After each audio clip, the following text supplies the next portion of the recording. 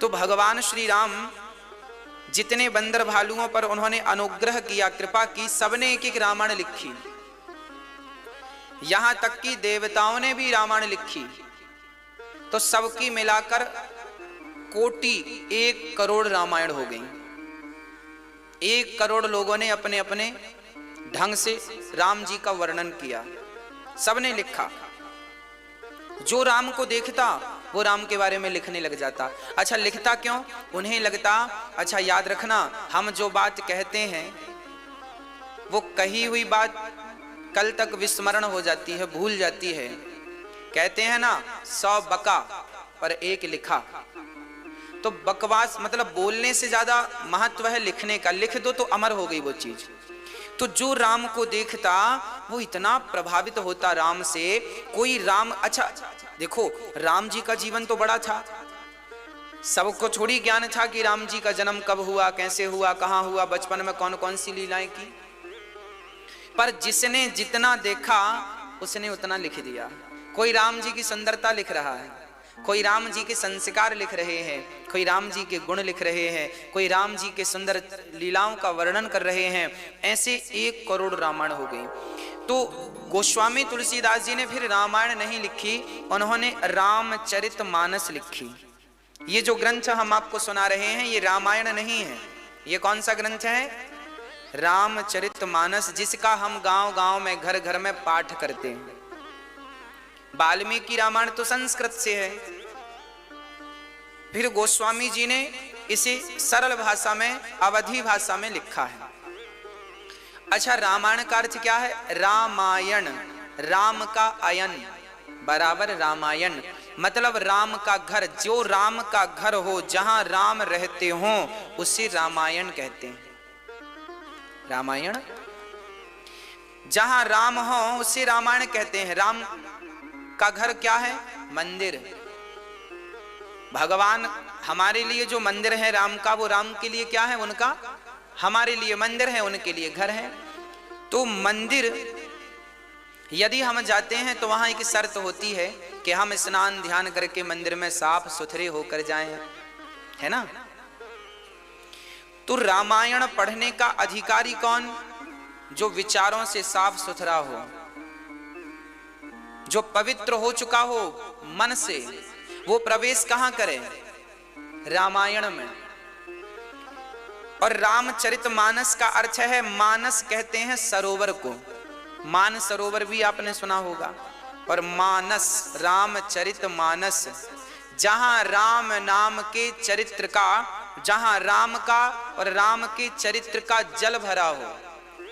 सरोवर है ना, राम नाम का रस है।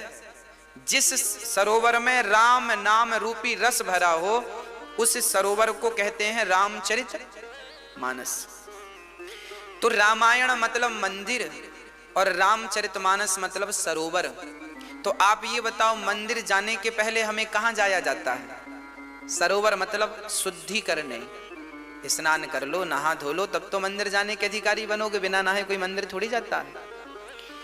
तो रामायण में प्रवेश करना है तो पहले रामचरितमानस में प्रवेश करो, क्योंकि ये वह सरोवर है जो आपके शरीर में लगी जन्म जन्म की पाप की मैल, कपट की मैल, लोभ की मैल, अहंकार की मैल, हमारे शरीर में जो जन्म जन्म की मैल लगी है वो साफ करना हो तो कहाँ साफ करेंगे? बोले रामचरितमानस के सरोवर में डुबकी लगा करके हम उसे साफ कर सकते हैं। ये वह सरोवर है जो हमारे आदि व्याधि इत्यादि दोषों को, विकारों को मिटाने वाला ग्रंथ है। ये जब कोई बीमार होता है ना, तो उससे पहले औषधियों के एक तालाब में, एक छोटी सी जगह पर 2-4 बाल्टी पानी डालकर और उसमें औषधियां घोल के उस रोगी को स्नान कराया जाता है। तो उस औषधि के स्नान से क्या होता है? उसकी तमाम बीमारियां समाप्त हो जाती हैं। उसी तरह जब राम नाम के सरोवर में, राम नाम की इस कथा में जब आप डुबकी लगाएंगे तो भीतर से लेके बाहर तक, इस लोक से लेकर परलोक तक बिल्कुल पवित्र हो जाएंगे आपका रास्ता बिल्कुल प्रशस्त हो जाएगा, कोई बाधा नहीं है। राम नाम अवलंबन एकू। भागवत राम कथा तो हमें एकमात्र राम का आश्रय दिलाने वाला पावन ग्रंथ है।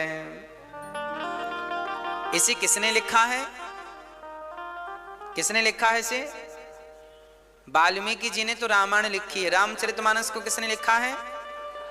गोस्वामी श्री तुलसीदास जी महाराज। जब भी हम अपने बड़ों का नाम लिया करें तो उनका नाम बड़े आदर बड़े सम्मान से लिया करें। गोस्वामी श्री तुलसीदास जी महाराज। कहने को तो ये भी हम लोग कहते हैं तुलसीदास जी ने, पर यह नाम शोभनीय नहीं है। हम ही उनका सम्मान नहीं करेंगे तो कौन करेगा? इसलिए जब भी जहां भी आपसे जब भी आपको राम का नाम लेना हो तो राम के नाम में पहले श्री राम लगाइए। श्री राम या सीताराम प्यार से लीजिएगा। सिर्फ राम अधूरा है। जब इस राम के नाम में श्री जुड़ता है तब ये पूरा हो जाता है। श्री मतलब सीता, राम मतलब राम, है ना। इसलिए गोस्वामी श्री तुलसीदास जी महाराज। गोस्वामी तुलसीदास जी कौन थे? आत्माराम दुबे के पिता थे। इनकी मां का नाम हुलसी था। जब गोस्वामी तुलसीदास जी महाराज का जन्म हुआ 1589 संबत 1589 में आपका जन्म हुआ। लगभग आज से यदि हम गणना करें तो अभी 2000 चल रहा है, तो लगभग 500 वर्ष पहले, लगभग 500 वर्ष पहले श्री गोस्वामी तुलसीदास जी का प्राकट्य हुआ। कब हुआ? संबत तारीख लिखी है 1589। राजापुर गांव था उत्तर प्रदेश में। था क्या है? उत्तर प्रदेश में राजापुर ग्राम में गोस्वामी तुलसीदास जी का जन्म हुआ। अच्छा, जब जन्म हुआ तुलसीदास जी का तो जन्म लेते ही इनकी मां चल बसी। कुछ दिनों बाद इनके पिताजी चल बसे। फिर इन्हें किसी पड़ोसी ने पाला तो पड़ोसी भी निकल पड़े। अब गांव में हल्ला हो गया कि ये बच्चा तो शुभ नहीं है। अच्छा, गोस्वामी जी का जब जन्म हुआ था तो इनके 32 दांत उपलब्ध थे। लोग अपशगुन मान रहे थे कि ये बच्चा जहां रहेगा वहां का नाश कर देगा। तो लोगों ने क्या किया? गांव का नाश ना हो जाए इसलिए बच्चे को गांव से ही निकाल दिया। गोस्वामी तुलसीदास जी को बचपन में ना तो माँ का प्यार मिला, ना तो पिता का प्यार मिला, ना तो भाई बहन का प्यार मिला, ना रिश्तेदारों का, ना पड़ोसियों का, किसी का प्यार नहीं मिला। तब इन्हें एक गुरु मिल गए, श्री नरहरिदास जी। तुलसीदास जी के गुरु जी का नाम था श्री नरहरिदास जी। इन्हें गुरु जी प्राप्त हो गए। किसी का प्यार नहीं मिला पर इन्हें गुरु जी का बड़ा प्यार मिला और गुरु जी ने इन्हें पढ़ा लिखा करके योग्य बनाया। याद रखना, जीवन में जब तक गुरु ना मिले तब तक जीवन किसी काम का नहीं है। भाई, हीरे की कीमत लगाएगा कौन? जौहरी। तो जब तक हीरे को जौहरी ना मिले तब तक हीरे की कीमत क्या है? कोई कीमत नहीं, पत्थरों की तरह पड़ा है। हीरा हीरा तो है पर जब तक जौहरी उसे तरासेगा नहीं तब तक उसकी कीमत नहीं। उसी प्रकार माँ बाप ने तो हीरा प्रकट कर दिया पर गुरु रूपी जौहरी तराश करके उसे कीमती बना देता है। गोस्वामी तुलसीदास जी को जब नरहरिदास जी मिले तो उन्होंने बढ़िया घिस करके अर्थात उनके हृदय को निर्मल करके ज्ञान का प्रकाश उनके भीतर भर दिया। और सुंदर सा समय देखकर गुरु जी ने एक लड़की से गोस्वामी तुलसीदास जी का विवाह कर दिया। पत्नी का नाम था रत्नावली। रत्ना इनका नाम था। पत्नी आई तो गोस्वामी तुलसीदास जी को पहली बार कोई मिला जो प्यार करने वाली थी। यथा पिता तो थे नहीं, मां तो थी नहीं, कोई मिला नहीं। अब पत्नी से प्यार पाए तो बड़ा संतोष हुआ। वाह, बहुत सुंदर है। पत्नी का जब दर्शन किया, पत्नी से प्यार पाया तो गोस्वामी तुलसीदास जी को बड़ा अच्छा लगा। हृदय गदगद हो गया। तुलसीदास जी के साले शादी के 5-6 दिन बाद ले जाने की परंपरा है। लड़की चली जाती है तो तुलसीदास जी महाराज जब जाने लगे, तुलसीदास जी की पत्नी को भाई लेने आया, साले साहब लेके जाने लगे। तुलसीदास जी बोले, कहाँ जा रही हो? बोले, मायके जा रही हैं, कल लौट आएंगी, बस आज रात रह लेना। गोस्वामी जी बोले, ठीक है। तुलसीदास जी बोले, रहेंगे। पत्नी तो चली गई, पर तुलसीदास जी सोच तो लिए थे कि रह लूंगा, पर उसके बिना एक रात वो रह ना सके। रात को ही उसकी याद आने लगी तो तुलसीदास जी रात को चलने लगे मिलने के लिए। पानी बरस रहा था, चल पड़े। पांव मिट्टी में धंसते हुए पानी गिर रहा था, आगे चलते गए। एक नदी थी, नदी में मुर्दा बहता जा रहा था। पत्नी के प्यार में इतने आसक्त थे कि वो हर जगह अपनी पत्नी को देख रहे थे, हर जगह अपनी पत्नी ही पत्नी दिख रही थी। अब तो मुर्दे को नाव समझ लिया तुलसीदास जी ने, और नाव समझ करके तुलसीदास जी उस मुर्दे को नाव समझ करके पार हो गए। और जब घर पहुंचे तो एक सांप पत्नी के कमरे में प्रवेश कर रहा था। तुलसीदास जी को लगा मेरी पत्नी ने रस्सी डाल रखी है मेरे लिए, तो सांप को पकड़ करके तुलसीदास जी चढ़ गए। रात के 2 बजे पत्नी को जगाया, सुनो रत्ना, सुनो रत्ना। पत्नी जागी, आप यहां कैसे आए? तुमने बुला लिया। रत्ना बोली, मैंने कैसे बुला लिया? बोले, तुमने नदी में नाव रखवाई और अपने घर में रस्सी बांधी।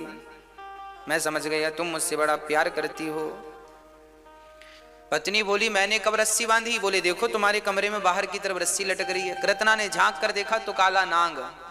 डर गई और रत्ना ने जो जवाब दिया, स्वामी जी जितना प्यार आपने हमसे किया, जितनी लगन हमसे लगाई, इतनी भगवान से लगाई होती तो कल्याण हो गया होता। बस पत्नी के ये वचन थे कि हृदय विदीर्ण हो गया गोस्वामी तुलसीदास जी का।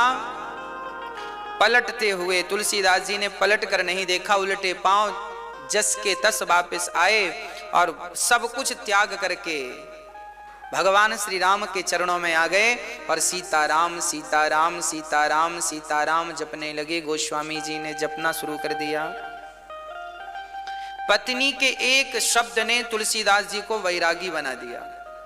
क्या कहा? जितना प्यार हमसे करते हो इतना भगवान से करो। आप लोग भी अपने पतियों को कहा करो कि हमसे प्यार करते हो, भगवान से करो। कहते हो कि नहीं मैया जी? आपको डर लगता है सचमुच तुलसीदास ना हो जाए कहीं कह दिया और तुलसीदास हो गए तो, इसलिए माता नहीं कहती। तुलसीदास को तुलसीदास बनाने में उनकी पत्नी का बहुत बड़ा योगदान था। अच्छा, तुलसीदास जी इतने बड़े भक्त कैसे बन गए? तुलसीदास जी इतने बड़े भक्त इसलिए बन गए क्योंकि तुलसीदास जी अच्छे प्रेमी थे। जिनको प्रेम करना आता है उनको भगवान को प्राप्त करने में कठिनाई नहीं। देखो, प्रेम करना तुलसीदास जी को आता था, बस बात यह थी कि वो प्रेम पत्नी से करते थे। अब पत्नी के एक मर्म वचन ने पत्नी ने भगवान की तरफ मोड़ दिया। भाई, गाड़ी चल रही है बड़ी स्पीड में, वो सीधी जाएगी तो सीधा लक्ष्य प्राप्त करेगी, और थोड़ा सा टर्न कर दोगे तो वो चल तो रही है, चाहे वो आप सीधा ले जाओ या इस तरफ ले जाओ। अब कहां ले जाना है मर्जी आपकी। प्रेम आपसे आता है करना। अब आप दुनियादारी से, दुनिया के लोगों से प्रेम करते हैं तो वो प्रेम नरक की तरफ ले जाता है, और वही प्रेम भगवान के चरणों में हो जाए तो वो मोक्ष की प्राप्ति करा देने वाला प्रेम बन जाता है। राम ही केवल प्रेम प्यारा, और तुलसीदास जी प्रेम करना जानते थे। पत्नी से प्रेम किया, फिर धीरे से भगवान से। जो प्रेम पत्नी से था, फिर पत्नी की जगह उन्होंने भगवान को खड़ा कर लिया तो प्रेम भगवान से हो गया। आप लोग भी जहां प्रेम करते हैं, अच्छा आप लोग किन से प्रेम करते हैं? आप लोग करते हैं कि नहीं अपने पति से प्रेम? नहीं, पति से नहीं करते, भगवान से बस करते हो। अरे जिनके हैं वो तो बताएं।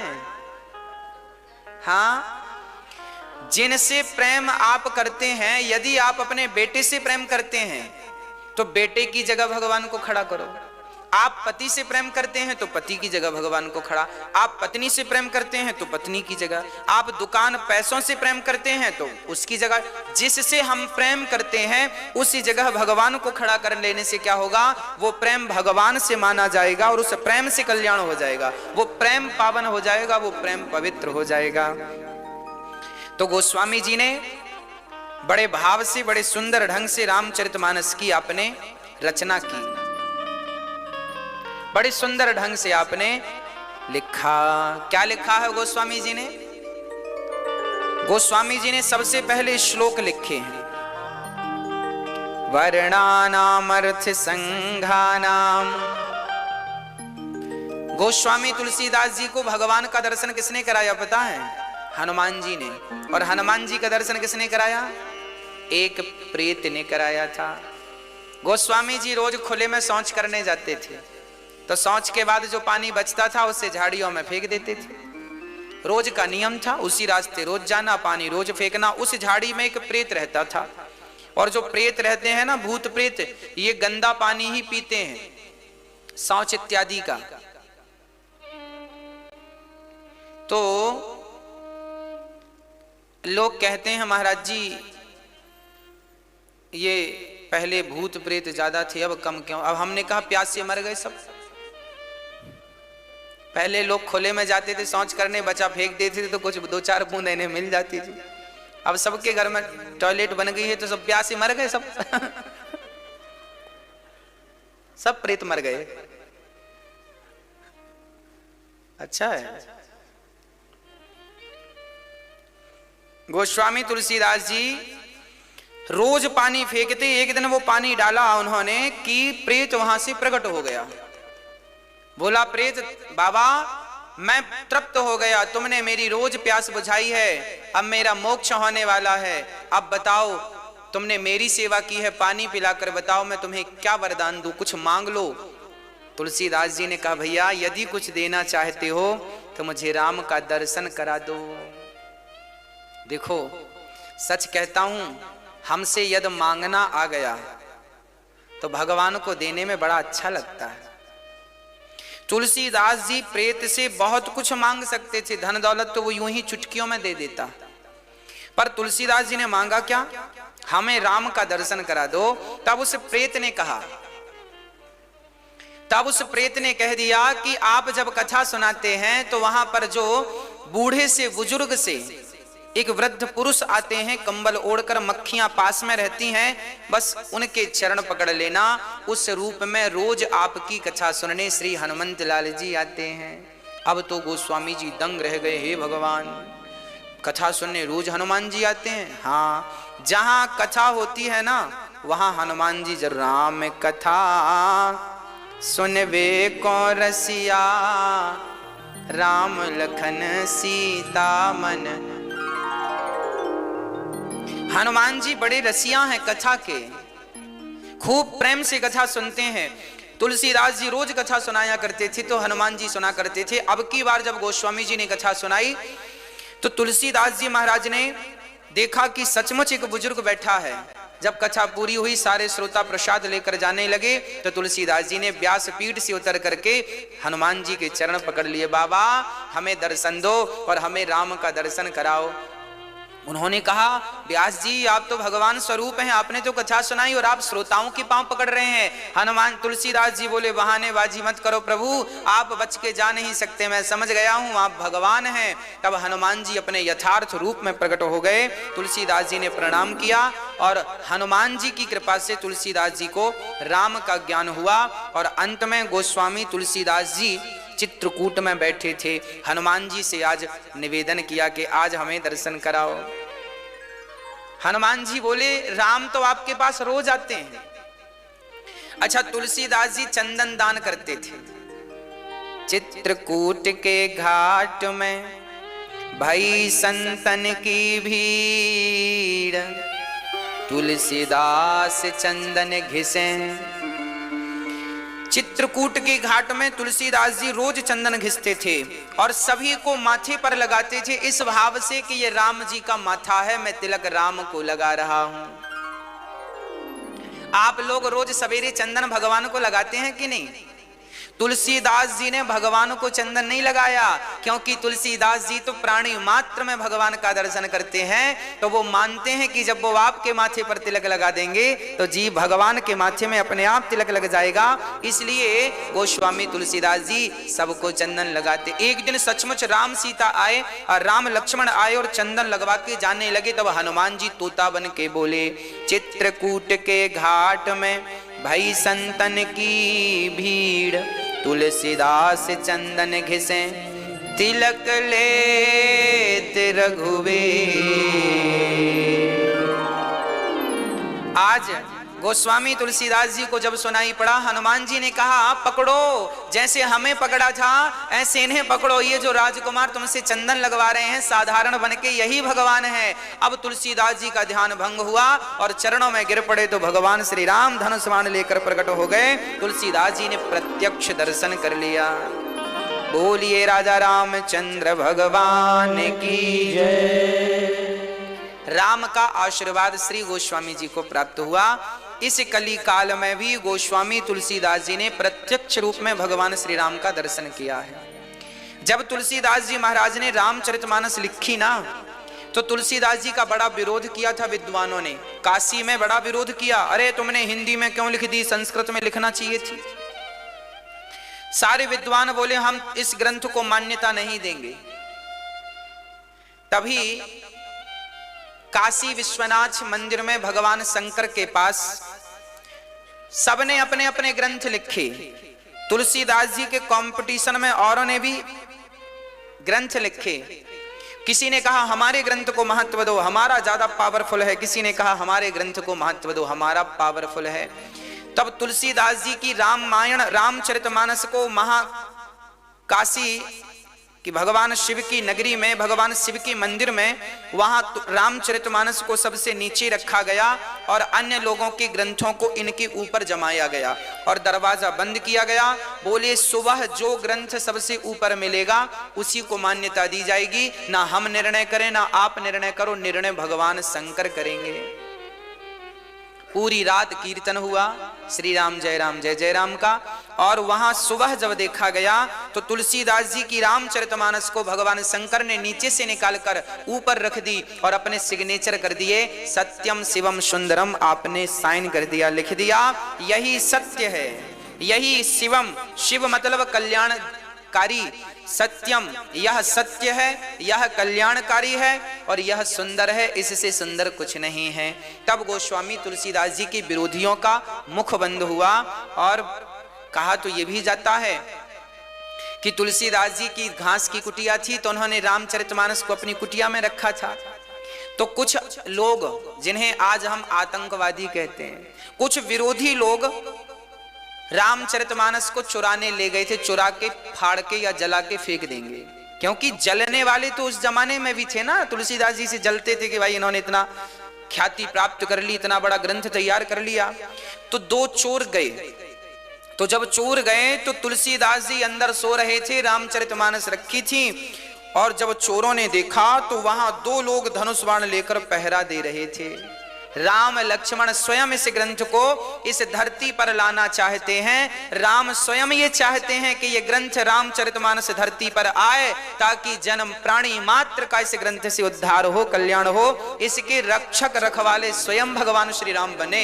चोरों ने देखा कि दिव्य पुरुष थे, भाग गए, और जब उन्होंने अपने उनको बताया विरोधी जनों को, तब वो विरोधी जन मस्तक झुकाकर चरणों में गिर पड़े। महाराज बड़ा अपराध हुआ, आपका ग्रंथ वह ग्रंथ है जिसकी रक्षा स्वयं भगवान राम कर रहे हैं। ऐसा दिव्य ग्रंथ रामचरितमानस हमारे मध्य में है।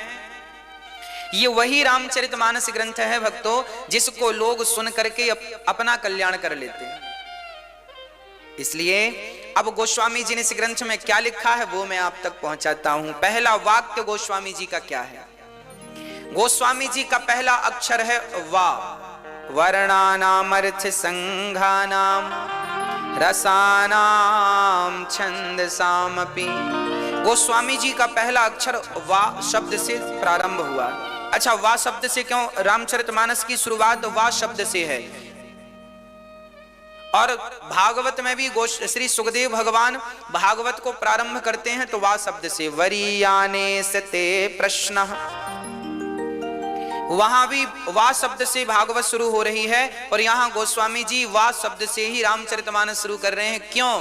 क्योंकि जो वा शब्द है ना, ये ब्रह्म सूचक है। वा मतलब ब्रह्म, ये ब्रह्म सूचक शब्द है। और याद रखो, जिसके भीतर जो होता है वही निकलता। किसी ने गालियां दी, तो आप गुस्सा ना होया करो। आपको जब कोई गालियां दे तो आप गुस्सा ना होया करो। आप ये समझा करो कि बेचारे के भीतर यही भरी पड़ी हैं तो यही निकल रही हैं। बोलो क्या निकलती है? हमने अपने पॉकेट में 2-2 हजार के नोट रखे तो क्या निकलेंगे? और 500-500 के रखे तो, और 100-100 के रखे तो, और 10 का रखा तो। हाँ, उसी प्रकार जिसके भीतर से जो निकल रहा है मतलब उसके भीतर वही भरा पड़ा है। मेरे भीतर से कथा निकल रही है तो मेरे भीतर कथा है। तुलसीदास जी के भीतर भी भगवान समाये थे, ब्रह्म समाये थे उनके भीतर। इसलिए जब उनकी वाणी खुली तो ब्रह्म सूचक शब्दों से उनकी वाणी प्रारंभ होती है। पहला अक्षर वा, इसलिए क्योंकि उनके अंदर ब्रह्म समाये है। सी राममय, राम बाहर भी हैं, राम भीतर भी हैं। राम हमारे भीतर हैं, हम राम के भीतर। यह मय शब्द का व्याख्यान गोस्वामी जी आगे करेंगे। कहने का तात्पर्य यह है, वाह शब्द ब्रह्म सूचक है। आप मूली खाओगे तो डकार किसकी आएगी? और लहसुन प्याज खाओगे तो हाँ जी, जो खाएगा वही तो डकारेगा। अब आपको कोई गाली दे तो गुस्सा ना किया करो, क्योंकि बेचारे के भीतर जो भरा था निकाल रहा है ना। इसलिए निकालने दो, हल्का हो जाएगा बेचारा। ज्यादा वजन रख लिया ना, निकालने दो। हाँ, आपको गुस्सा नहीं करना। अब आप भी उसको गालियां देने लगेंगे तो फिर आपके अंदर भी वही भरा है। इसलिए आप वो मत दो जो वो दे रहा है। आप संस्कारी हैं, समझदार हैं, तो आपकी वाणी तो अच्छी होनी चाहिए। अच्छा, गोस्वामी जी वर्णन करते हैं, वर्णानाम अर्थ संघानाम रसानाम छंदसामपि। गोस्वामी जी सबसे पहली वंदना करते हैं शब्द की, अक्षरों की। वर्णानाम अर्थ संघानाम, समस्त वर्ण, काखा गाघा चाछा जाझा, जो भी वामन अक्षर है। अक्षर मैंने कहा था ना, आ पहला अक्षर है हमारा आ, और आखिरी क्षत्रज्ञा क्ष, तो इसलिए हुआ अक्ष। फिर हमने लगाया रा, अक्षर, क्या बन गया? अक्षर। रा तो बाद में लगा है। असली 2 अक्षरों से पूरी वर्णमाला का बोध होता है। अक्ष, बोलिए अक्ष। बस इतना कहने से समस्त वर्णमाला का बोध हो गया। पहला शब्द आ, आखिरी क्ष, क्षत्रज्ञ, तो अक्ष, अक्षर। तो गोस्वामी जी पहली वंदना किसकी करते हैं? अक्षरों की।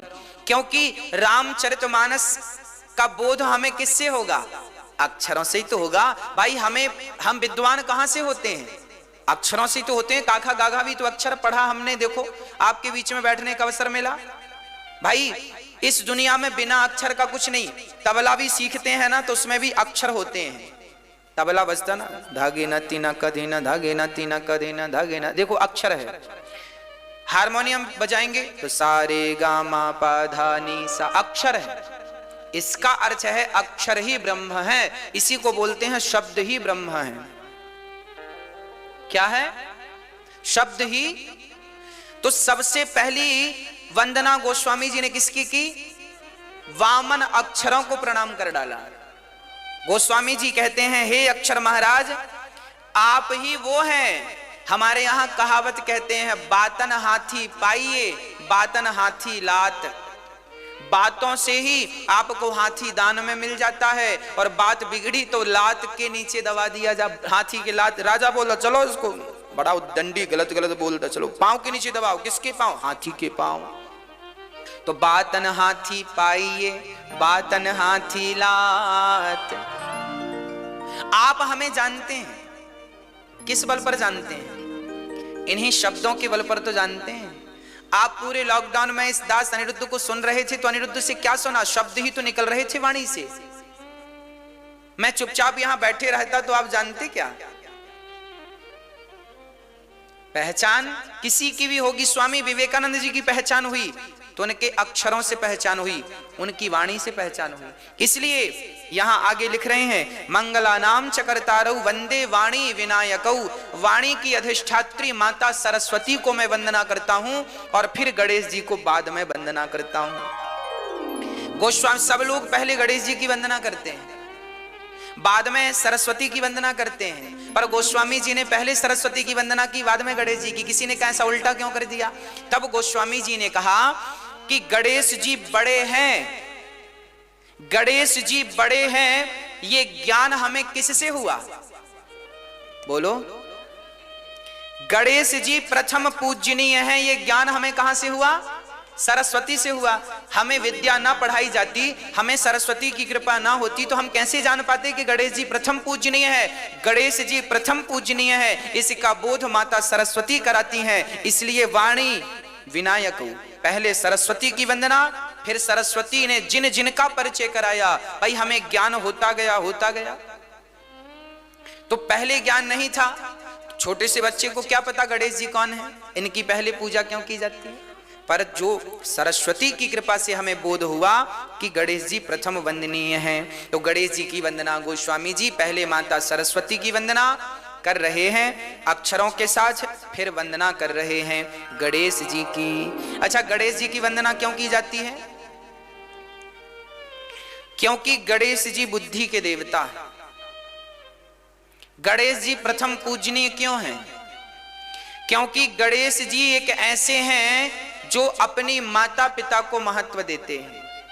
कार्तिकेय जी और गणेश जी दोनों से कहा गया जाओ पृथ्वी की परिक्रमा लगा कर आओ, तो कार्तिकेय जी तो मयूर पर बैठकर चल पड़े परिक्रमा लगाने, पर गणेश जी ने तो शंकर पार्वती की परिक्रमा लगाई। तो शंकर पार्वती की एक परिक्रमा लगाने से संपूर्ण ब्रह्मांड की परिक्रमा लगाने का उन्हें फल प्राप्त हो गया। इसलिए गणेश जी वंदनीय हैं, क्योंकि माता पिता की सेवा करने का सिद्धांत गणेश जी हमें देते हैं। माता पिता की सेवा करनी चाहिए, ये कौन सिखाता है? गणेश जी महाराज सिखाते हैं। अच्छा, गणेश जी के कान बड़े क्यों हैं? गणेश जी के कान बड़े इसलिए हैं कि कान बड़े हैं मतलब ज्यादा सुनो। कान बड़े हैं ना, मतलब ज्यादा सुनो। अच्छा, गणेश जी का मुंह दिखता है क्या? गणेश जी का मुंह दिखता है?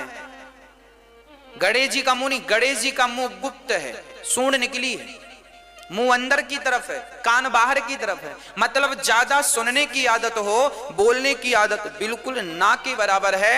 जो व्यक्ति इस संसार में रिश्ते नातों में कम से कम बोलता है, वह व्यक्ति सबसे ज्यादा सुखी है। ये गणेश जी मैसेज दे रहे हैं, ज्यादा सुनो कम बोलो। इसलिए कान दो हैं और मुंह एक है। गणेश जी का पेट बड़ा है। पेट बड़ा होने का अर्थ क्या है? आप लोगों को ना कोई बात पचती नहीं है। यहां की बात वहां, वहां की बात वहां। कुछ लोग तो भिड़ाते ही रहते हैं, मंथरा। काम ही उनका मंथरा। यहां की बात वहां भिड़ा दी, वहां की उसको भिड़ा दी, सास को बहू से लड़ा दिया, बहू को सास से। वो मजे ले रही है और आप लोग लड़ते रहते हैं। गणेश जी कहते हैं मेरा पेट बड़ा है। कहने का आशय यह हुआ कि जैसे मेरा पेट बड़ा है, मैं बहुत सारी चीजों को पचा लेता हूं, ऐसे समाज में रहना हो तो हमें भी कुछ बातों को पचा करके चलना चाहिए। बात बात पे विवाद नहीं करना चाहिए, बहुत सारी बातों को हमें पचा लेना चाहिए। इसलिए गणेश जी इनकी वंदना प्रथम करते हैं, पूजा प्रथम करते हैं। गणेश जी प्रथम वंदनीय पूजनीय है। अब दूसरी वंदना शंकर जी कर रहे, शंकर जी की वंदना भगवान गोस्वामी जी कर रहे हैं। भवानी शंकरौ वंदे श्रद्धा विश्वास रूपिणौ, याभ्यां विना न पश्यन्ति सिद्धाः स्वान्तस्थमीश्वरम्।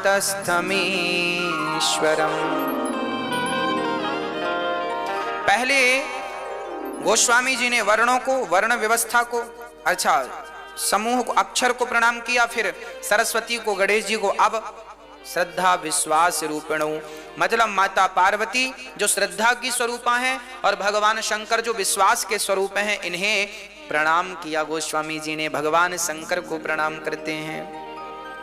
अच्छा, शंकर जी वंदनीय है। हाँ, शंकर जी वंदनीय है। क्यों वंदनीय है? अभी मैं शंकर जी के विवाह की कथा में शंकर जी का और वर्णन करूंगा। एक छोटा सा वर्णन मैं आपको कर दूं। आपने देखा होगा शंकर जी के मस्तक पर चंद्रमा होता है।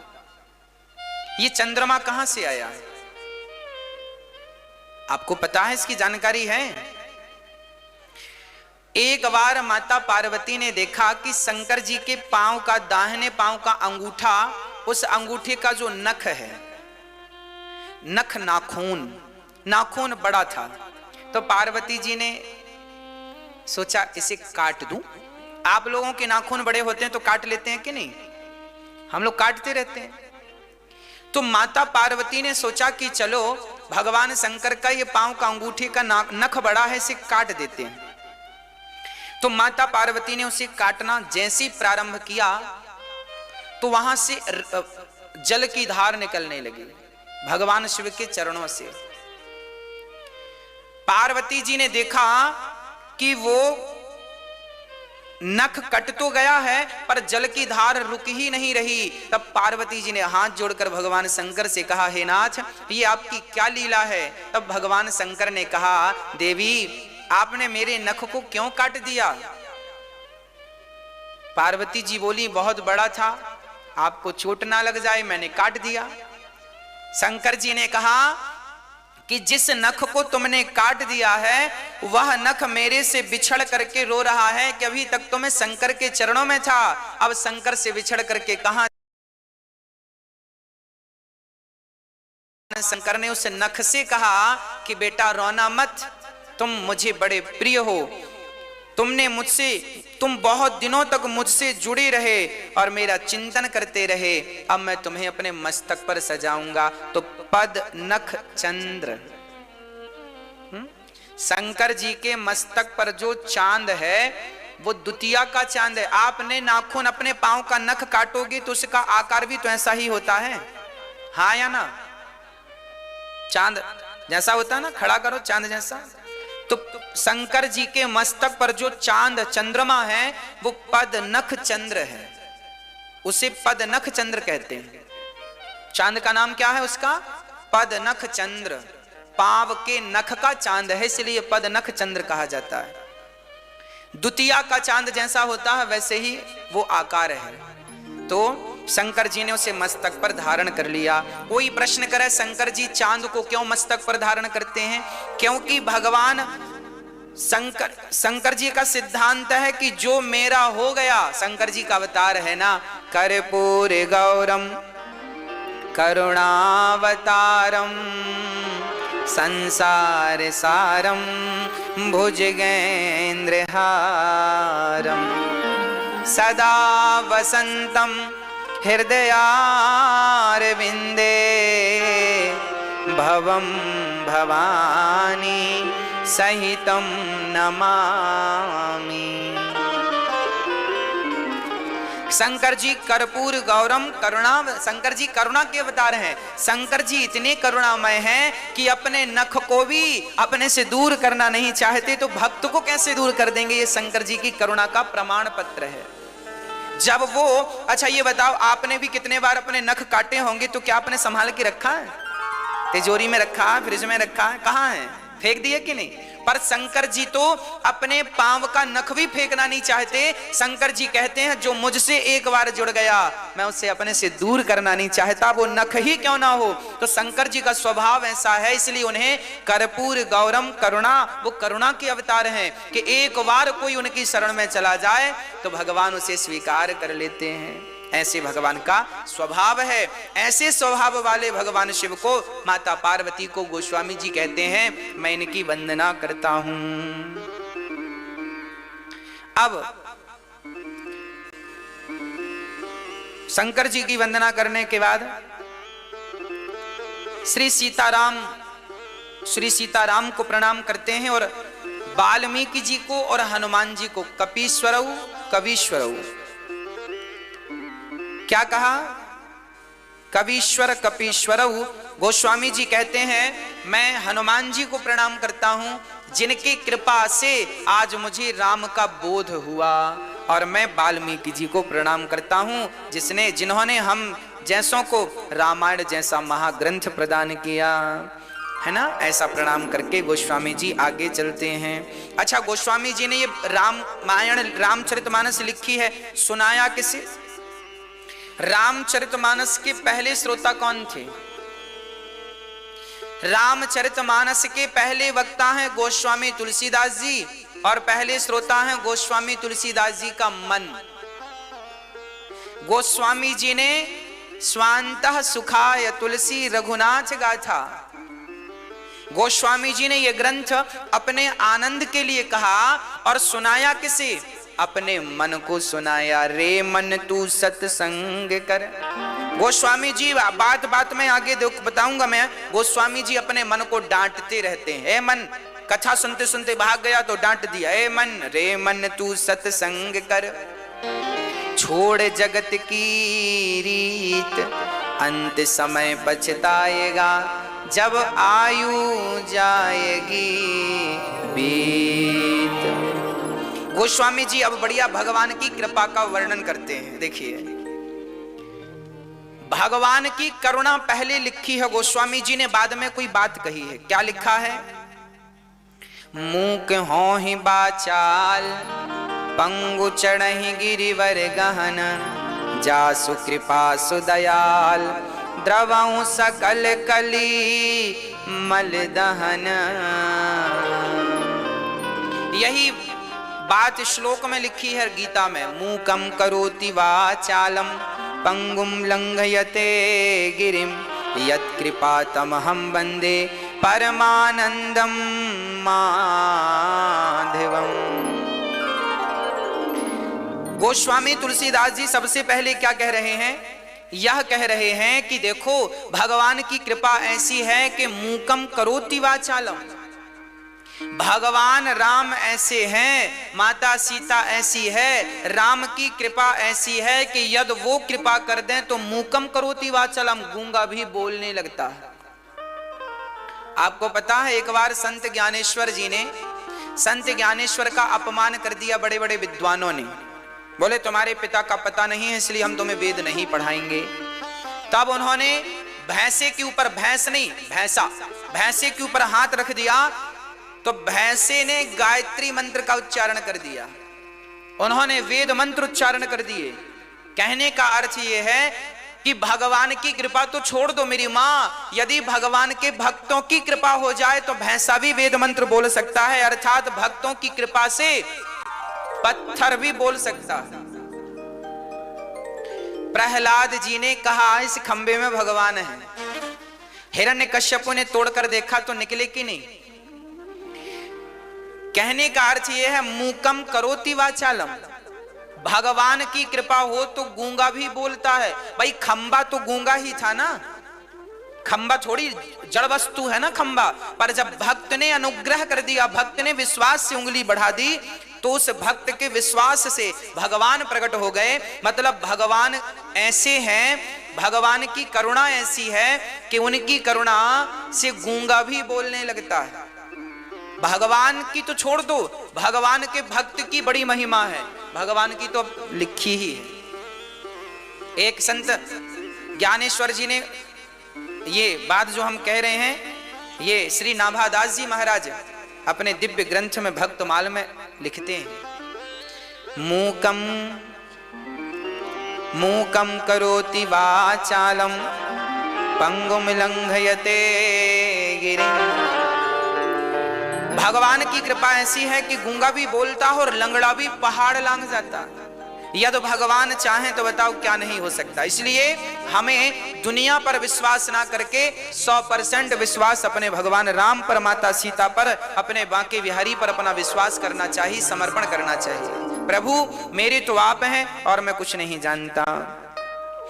गोस्वामी जी इनकी कृपा को प्रणाम करते हैं। हे रघुनंदन, आपकी कृपा से गूंगा बोलने लगता है, लंगड़ा पहाड़ लांघ जाता है, और ऐसे भगवान जो गूंगे को पंचम स्वर से बुलाते हो, ऐसे भगवान को हम नमस्कार करते हैं। ये जो दोहा है ना, ये सोरठा है। ये जो सोरठा है ये हम पर भी ठीक बैठता है। इसमें लिखा है मूकम करोति वाचालम, गूंगा भी बोलता है।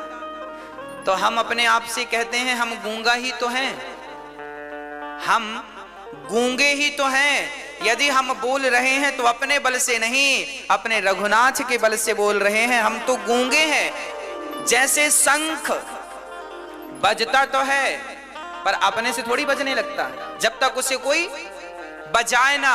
हम तो उस गूंगे शंख की तरह है। वो तो भगवान फूंक भरते हैं तो हम बज उठते हैं, बाकी हम तो शंख ही हैं।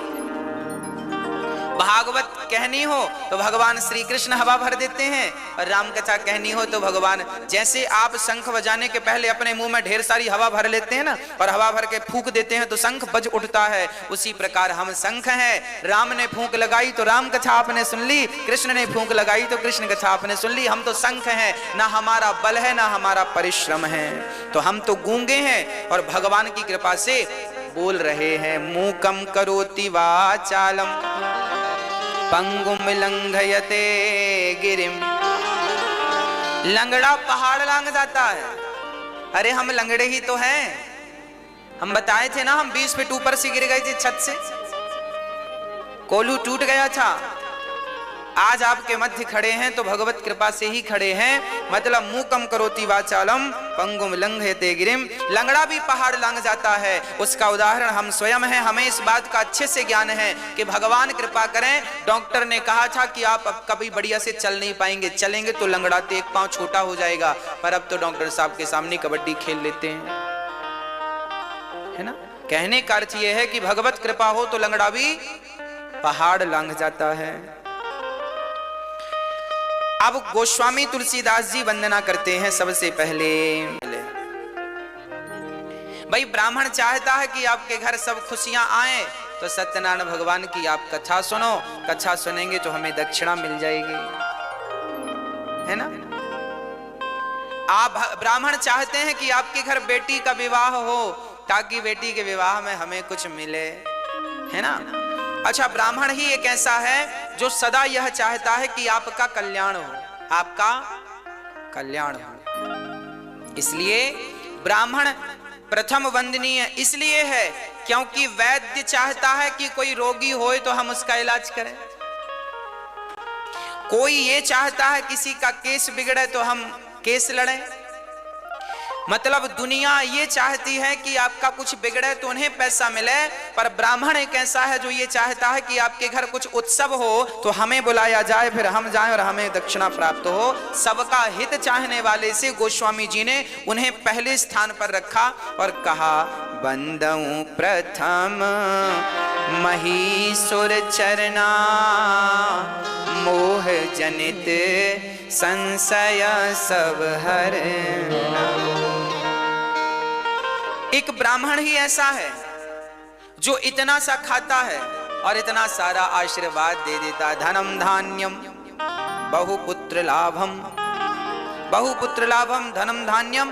भगवान ब्राह्मण कहता है कि आप इतना सा उसे खिलाओगे तो बढ़िया आशीर्वाद क्या देगा, बहुत धन दे भगवान आपको, धन धान से घर भर दे, और बेटा बेटी घर में खूब होए, खूब गड़ी घर में उत्सव हो, आनंद हो, मंगल हो, बढ़िया है।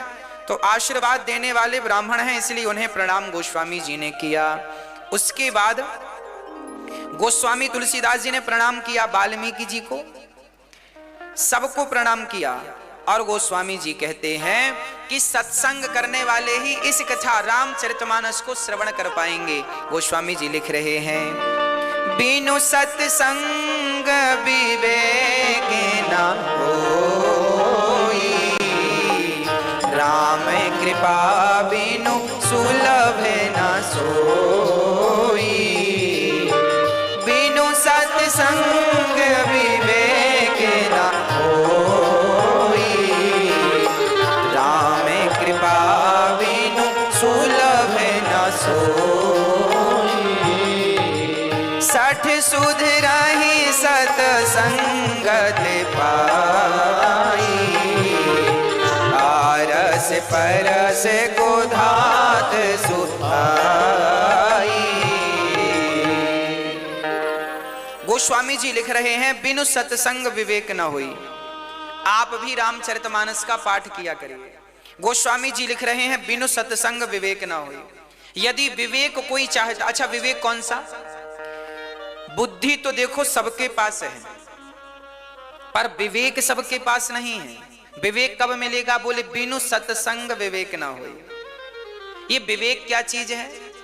बोले देखो, ये मेरी मां है, मैं इसे मां के रूप में देखता हूं, ये तो बुद्धि है।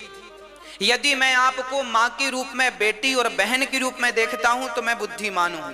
परंतु ये मेरी मां नहीं, मां के रूप में भगवान है। जो व्यक्ति मां के स्थान पर भगवान का भाव रखे वह विवेकशील पुरुष माना जाएगा, वह विवेकशील स्त्री मानी जाएगी। आपकी सास है, ऐसा जानने और मानने वाला तो बुद्धिमान है, पर ये व्यक्ति भगवान है। सर्वम खलविदम ब्रह्म, सब में ईश्वर है, ये बुद्धि रखने वाले को विवेकशील कहते हैं। और विवेक कैसे उत्पन्न होता है? तो आगे लिखा है, बिनु सत्संग विवेक न होई। इसलिए सत्संग करते करते करते करते करते करते विवेक जागता है। फिर धीरे धीरे आपके भीतर के सारे बुराइयां समाप्त होती हैं और एक दिव्य दृष्टि प्राप्त होती है, जिस दृष्टि से परमात्मा सर्वव्यापक कण कण में नजर आने लग जाता है। ये तो भगवत कृपा से ही संभव है ना। अब सुनो गोस्वामी जी क्या लिखे हैं, सठ सुधे रही सत्संगति पाई। 60 से 60 भी सत्संग पाकर सुधर जाता है। 60 सुधर ही सत्संगति पाई। ये 60 क्या है? जो व्यक्ति चोरी करता है, उस चोर से कहो क्यों चोरी करने से क्या होगा जानते हो? वो कहता है नहीं जानते। तो जो व्यक्ति चोरी करता है और चोरी करने का फल क्या है, उससे कौन सा नरक मिलेगा, उसका दंड क्या, वो नहीं जानता। मतलब जो अज्ञानी है उसे 60 कहते हैं। मैं झूठ बोल रहा हूं पर मुझे पता ही नहीं कि झूठ बोलने का फल क्या है ना।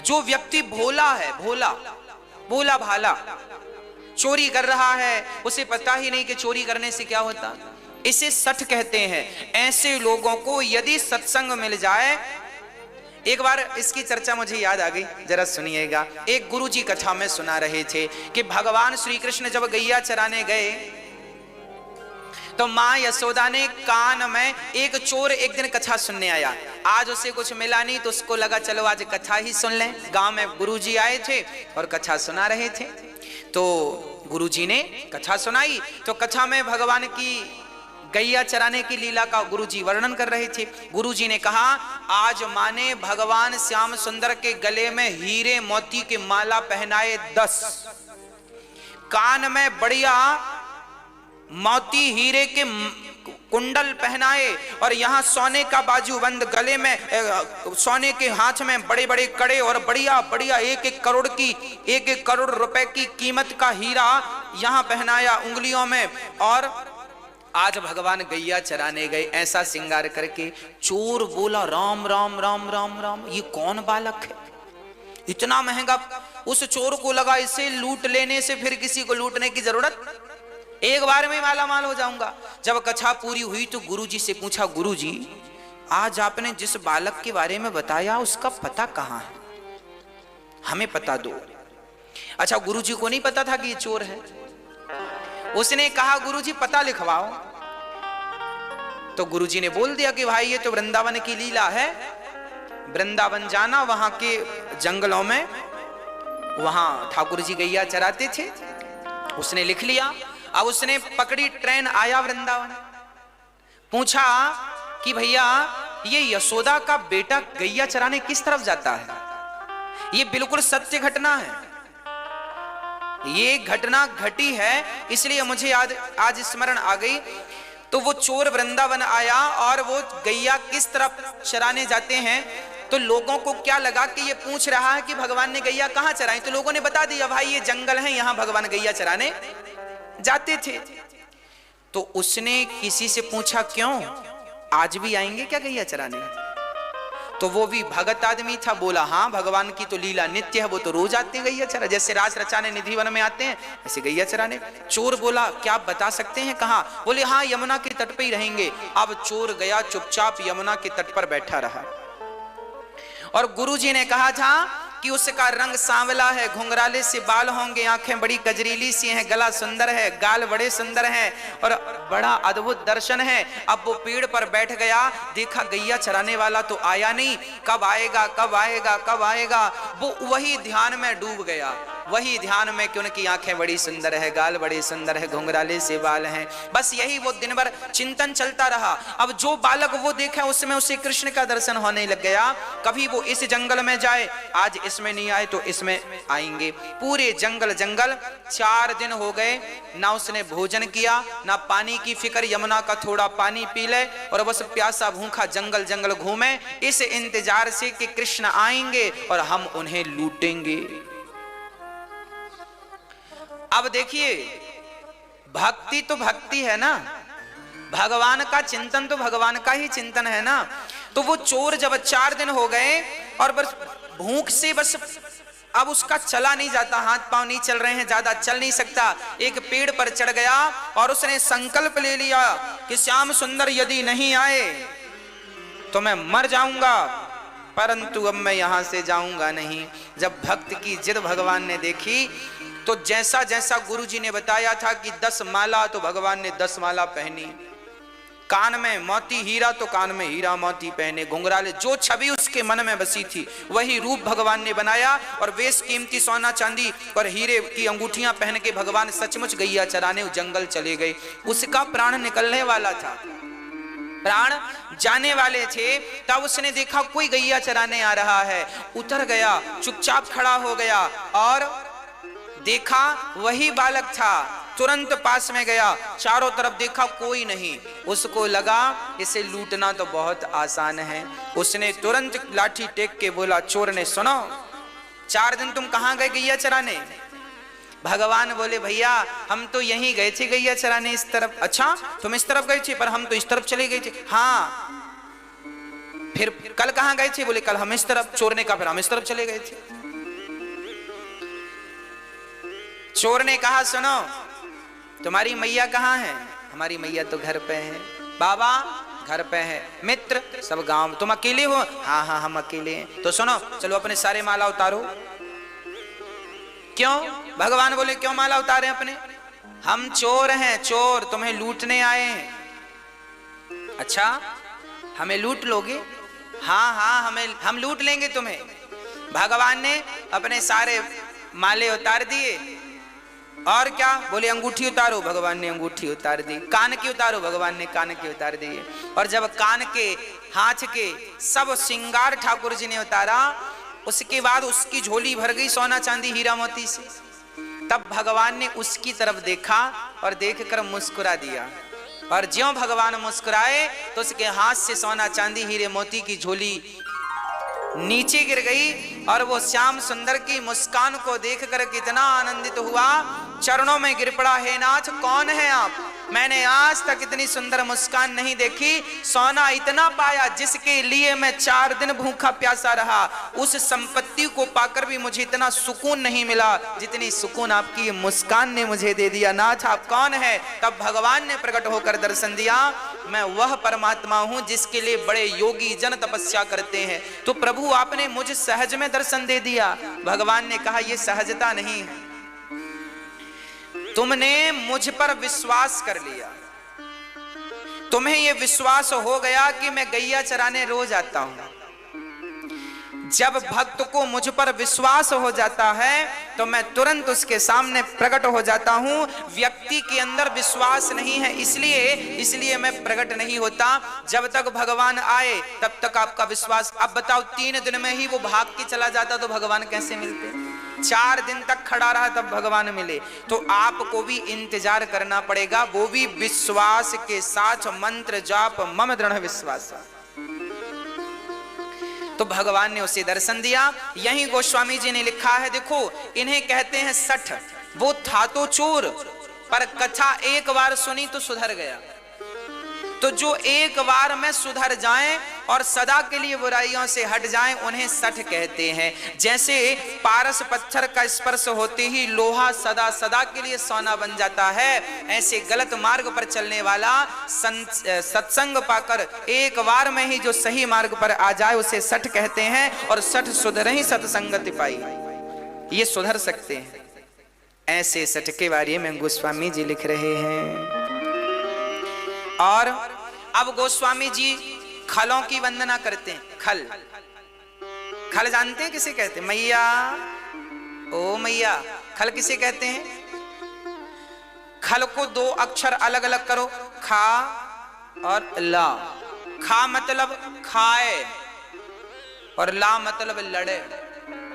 खाए और लड़े, खाए और ढिसुम, खाए और ढिसुम, इन्हें खल कहते हैं। जिनके दो ही काम है, खाना और इसमें तीसरी चीज और जोड़ो, जिनका खाएं उन्हीं से लड़ें, इन्हें खल कहते हैं, है ना?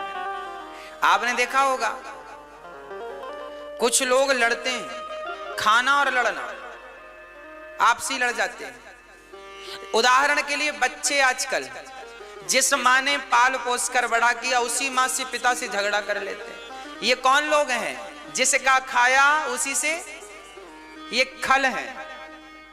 गोस्वामी जी इनकी भी वंदना करते, भगवान इनको पहले पूज लो, इनको पहले प्रणाम कर लेने से ना दिक्कत नहीं, इनको छोड़ दिया तो फिर ये कुछ ना कुछ तिगड़म लगाना शुरू करेंगे, इसलिए इनको प्रणाम दूर से कर लो। भैया खल जी, राधे राधे, राम राम जी, उसको अच्छा लगेगा। आपके गांव में जो दुष्ट लोग हैं पहले उनका सम्मान किया करो, बाद में सज्जनों का सम्मान किया करो, क्योंकि सज्जन तो इंतजार कर भी ले, ये दुष्ट तो खड़े होके बकबक करने लग जाएंगे। खल ही नाम ही उनका खल है ना, इसलिए खल। गोस्वामी जी कहते हैं इनको पहले प्रणाम कर लो, है ना। चलिए आगे गोस्वामी जी प्रणाम किनको करते हैं? अच्छा, खलों के दुष्टों के बारे में गोस्वामी जी ने कहा, बोले दुष्ट और सज्जन में क्या अंतर है? गोस्वामी जी ने अंतर प्रकट किया। बिछुरत एक प्राण हरि लेहि, मिलत एक दारुण दुख देहि। बिछुरत एक प्राण हरि लेहि, मिलत एक दारुण दुख देहि। सज्जन में और दुष्ट में क्या अंतर है? गोस्वामी जी ने लिखा, बिछुरत एक प्राण हरि लेहि। जब सज्जन आपसे बिछड़ता है, सज्जन पुरुष जब आपसे बिछड़ते हैं तो मानो आपके प्राण निकल जाते हैं, और दुष्ट जब मिलता है तो प्राण निकल जाते हैं। एक के बिछड़ने से दुख है और एक के मिलने, ये दोनों, इसलिए गोस्वामी जी ने इनको प्रणाम किया। और दोनों में देखो कितनी चतुराई से गोस्वामी जी ने बात रख दी कि एक के बिछड़ने से आदमी, आप जब बेटी घर से निकलती है तो प्राण निकल जाते हैं ना, माँ बाप रो रोते हैं, बेटी विदा हो रही है बेटी। सज्जन व्यक्ति घर से, अरे कोई भला आदमी मर जाए ना तो सारा गांव रोता है, जो उसके रिश्तेदार नहीं है वो भी रोते हैं, भाई भला आदमी था चला गया। अब सज्जन के मरने पर भी, बिछड़ने पर भी लोग रोते हैं। कोई दुष्ट आदमी मिल जाए तो अपने आप आंसू निकलने लगे, भगवान ये क्यों मिल गया।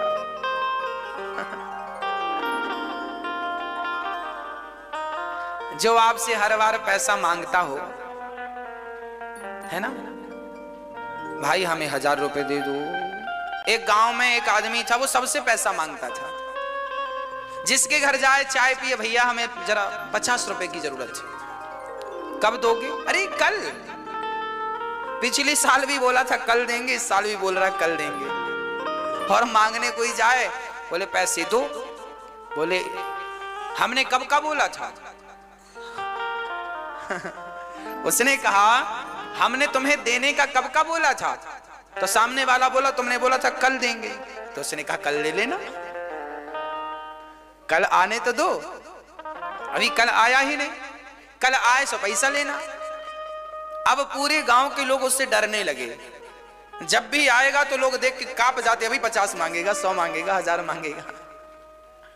तो दुष्ट व्यक्ति को देखने से ना कांप जाता है व्यक्ति, और सज्जन को देखने से प्राण निकल जाते हैं। गोस्वामी तुलसीदास जी ने यहाँ एक बढ़िया बात लिखी है। जड़ चेतन गुण दोषमय विश्व कीन्ह करतार, बालकांड का दोहा नंबर 6 है ना। यहां गोस्वामी जी लिख रहे हैं, जड़ चेतन गुण दोषमय विश्व कीन्ह करतार, संत हंस गुण गहि पय परिहरि बारी विकार।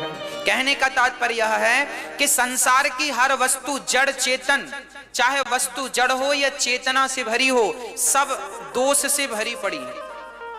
हम जो भी कमाते हैं ना मेरी माँ, उसमें हमारी कमाई में भी कुछ ना कुछ दोष होते हैं, है ना। हम जो कपड़े खरीद कर लाते हैं ना, इनमें भी कुछ दोष होते हैं। हम सोना चांदी खरीदते हैं ना, घर मकान बनवाते हैं ना, सब में कुछ ना कुछ दोष होते हैं।